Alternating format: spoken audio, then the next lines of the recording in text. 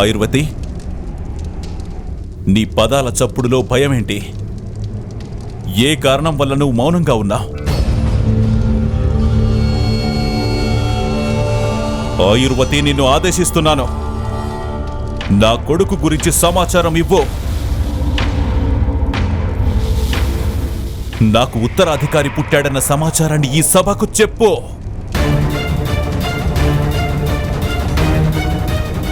మహారాజా, నన్ను క్షమించండి మహారాజా.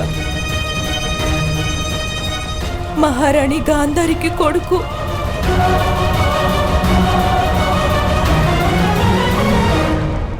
చెప్పు ఆయుర్వతి. మహారాణి గాంధారి కొడుక్కి కాదు, మాంసపు ముద్దుకి జన్మనిచ్చారు.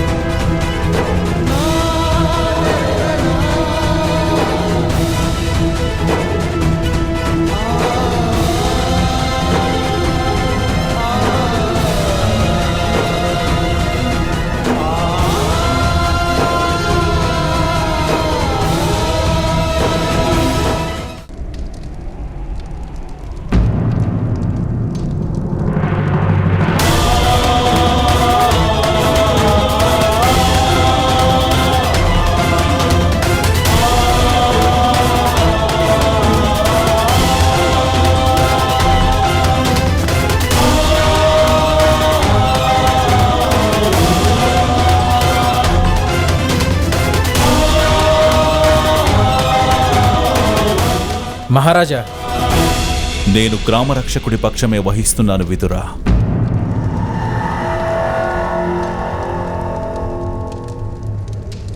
తాను ఏ శిక్షని ఖరారు చేస్తే అదే సరైనదవుతుంది.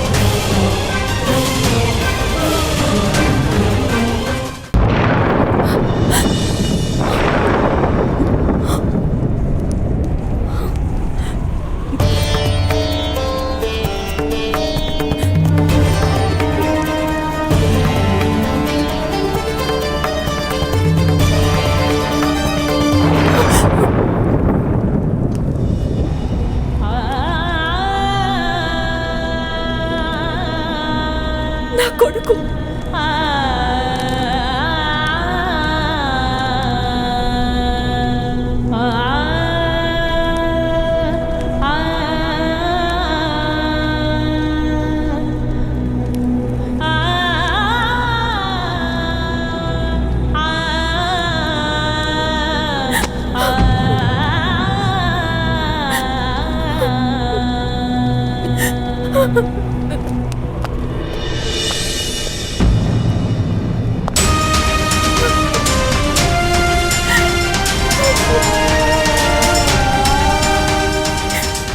గాంధారి, ఏంటి?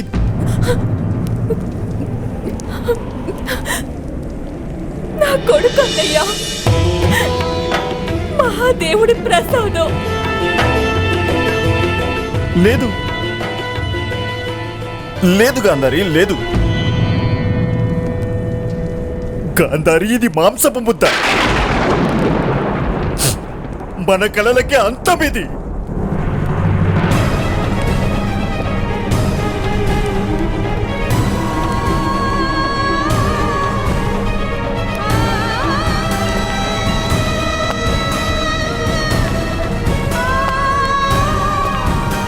ప్రభు, చూసారా అన్నయ్య ఏమంటున్నారు? మహాదేవుడిచ్చిన వరం విఫలం ఎలా అవుతుంది? మహాదేవుడు మనల్ని మోసం చెయ్యడు కదా.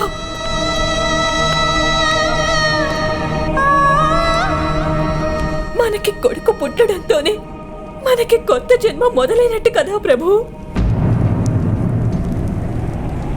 మన కలలన్నీ ఎలా అంతమైపోతాయి?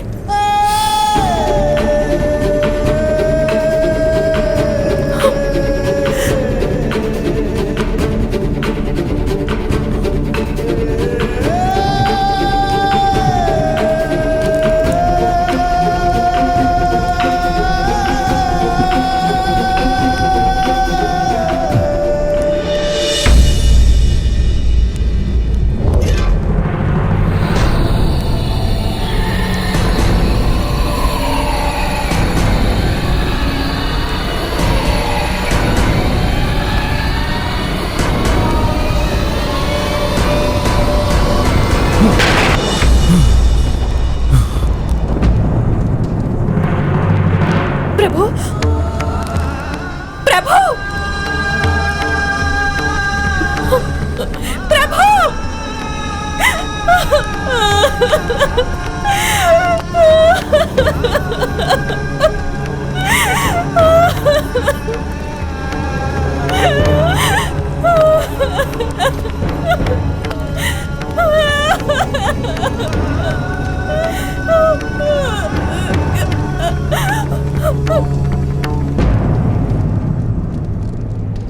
ఏదో ఒక ఉపాయం ఉంటుంది నాన్నగారు. అసలు మహారాజు గారు ఇంతటి అన్యాయాన్ని ఎలా చేయగలుగుతున్నారు? ఏం ఉపాయం లేదు.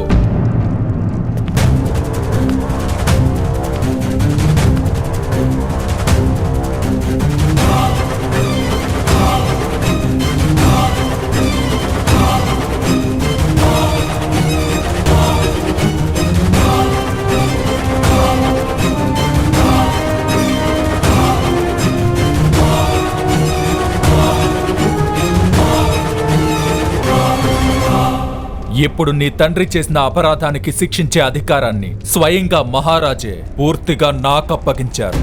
నేనేం చేస్తానో ఈపాటికే నీకు అర్థమై ఉంటుంది. మీ నాన్నకి రేపు నా చేతులతో నేనే మరణ శిక్ష విధిస్తాను.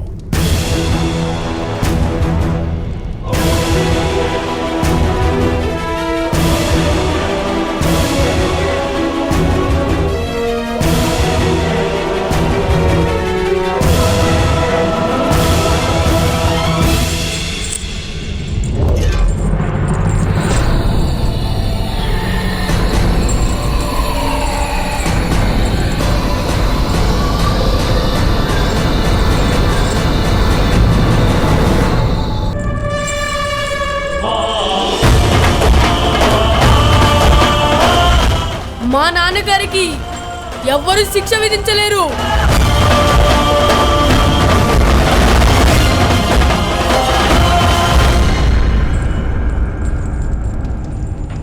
ఇదేం నీ అడవి కాదు. నువ్వు ఆ అడవి దొంగల మీద నీ శౌర్యం చూపించుకోవడానికి. ఇది హస్తినాపురం. ఇప్పుడు నువ్వు నన్ను ఆపడానికి ప్రయత్నిస్తే అప్పుడు గాంధార హస్తినాపుర సేనలతో నువ్వు యుద్ధం చేయాల్సి వస్తుంది. మీ నాన్న ప్రాణాలను కాపాడటానికి మొత్తం నీ కుటుంబాన్నే కష్టాల్లోకి నెట్టేస్తావా? పుత్ర కర్ణ, మాటివ్వు. నీ తల్లికి తమ్ముడికి కష్టం కలిగించే ఎలాంటి పని నువ్వు చేయడానికి వీల్లేదు. మాటివ్వు.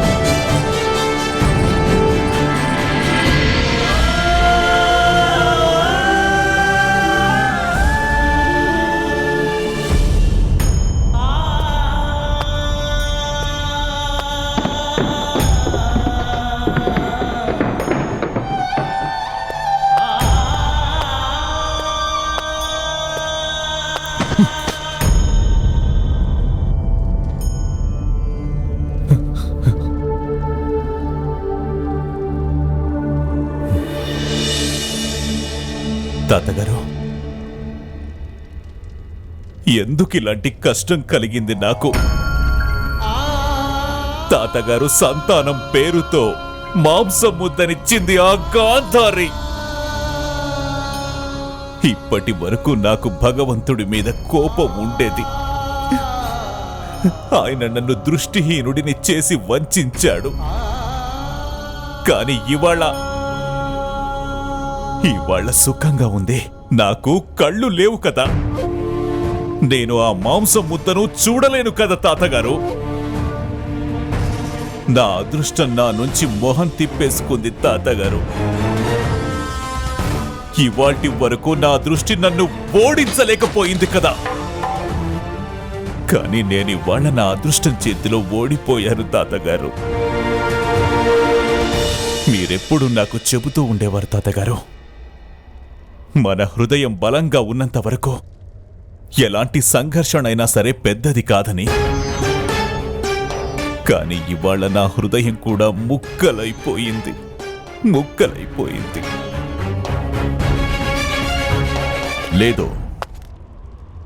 లేదు నాయనా, జీవితంలోని ఘటనల వల్ల హృదయం యొక్క బలం తగ్గదు. మనసులో ఉన్న కపటం తొలగుతుంది. బుద్ధి మార్గాన్ని ఆధారం చేసుకుంటుంది. కానీ హృదయం తన కాళ్ల మీద పూర్తి విశ్వాసం ఉంచుతుంది. దానికి తెలుసు ఈ మార్గం సరైనది కాదని, దిశే సరైనదని. ఒకవేళ ఒక మార్గం దుర్గమమైనదైతే అది మరో మార్గాన్ని నిర్మిస్తుంది. లేదు తాతగారు, ఇప్పుడు నా పాదాలకు ఆ శక్తి లేదు. నా కలల్ని ఫలింపజేయడానికి ఇప్పుడు నా దగ్గర ఇంకే మార్గము లేదు తాతగారు.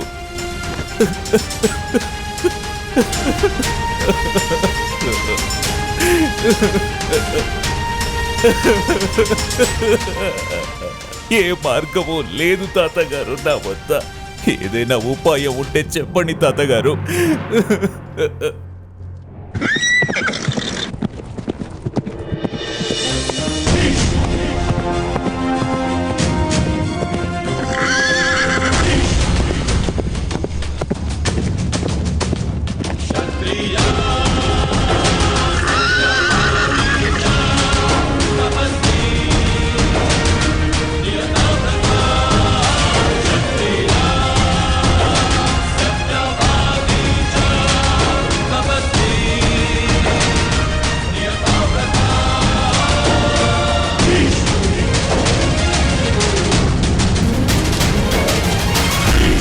మాతా,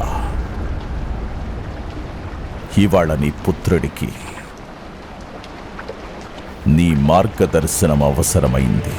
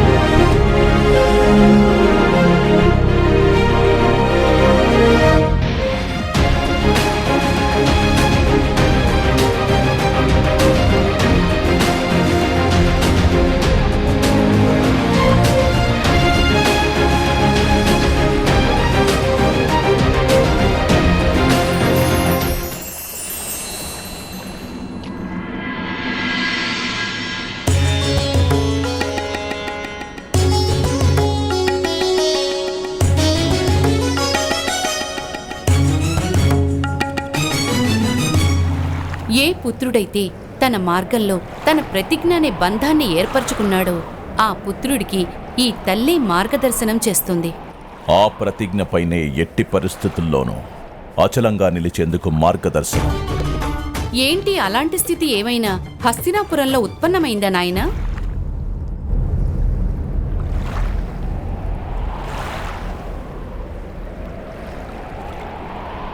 ధృతరాష్ట్రుడి దుఃఖమే నా హృదయానికి బాధ తల్లి. తను గాంధారికి ఉన్న 9 పుత్రుల వరాన్ని తన కలగా మార్చుకున్నాడు. ఒక మాంసపు ముద్దతో తన కల ఏ విధంగా సాకారమవుతుంది మాతా? కానీ నాయనా, మరి గాంధారి గర్భం నుంచి 9 సంతానాన్ని పొందాలనుకోవటం పొరపాటు కాదంటావా? ఏ విధంగా చూసినా ఒక స్త్రీ తన జీవిత కాలంలో 9 సంతానానికి జన్మనివ్వలేదు కదా. మహాదేవుడి వరం ఎలా విఫలమవుతుంది మాతా? వరం ఎప్పటికీ కూడా విఫలం కాదు కదా. కానీ మనిషికుండే ఆశల వల్ల అది వేరుగా మారచ్చు. గాంధారికి 9 పుత్రుల సుఖం ప్రాప్తించచ్చు. కాని ఏ విధంగా మాతా? ఒక మాంసపు ఖండానికి జన్మనిచ్చింది గాంధారి.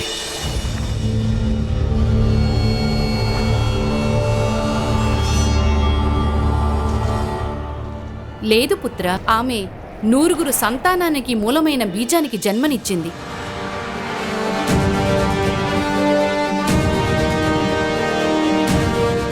అదేంటంటే ధృతరాష్ట్రుడి 9 సంతానం బీజ రూపంలోనే జన్మించారు.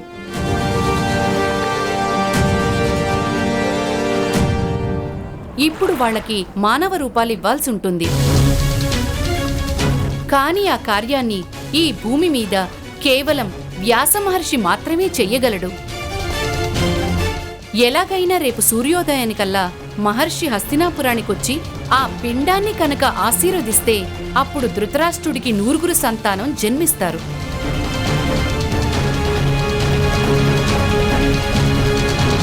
లేదంటే పితృత్వ సౌఖ్యం అతని భాగ్యంలో లేదు.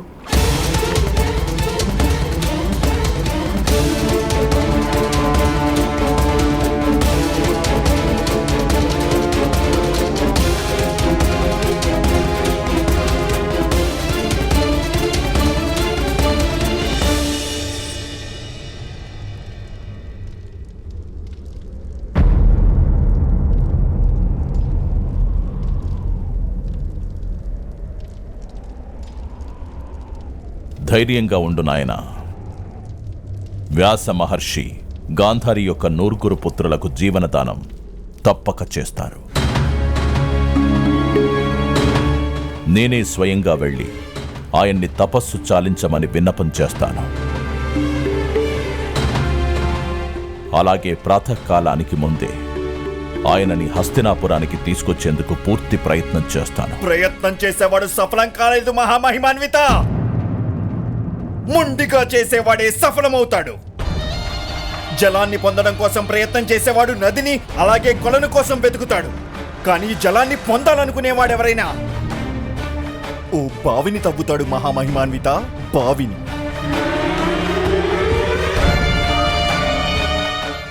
అసలు మీకు ఎలాంటి తేడా ఉండదు కదా నా సోదరి సంతానం బతికినా?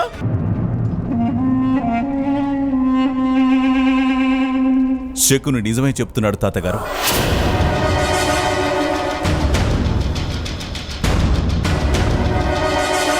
మీరెప్పటికీ ధర్మ మార్గంలోనే నడుస్తారు.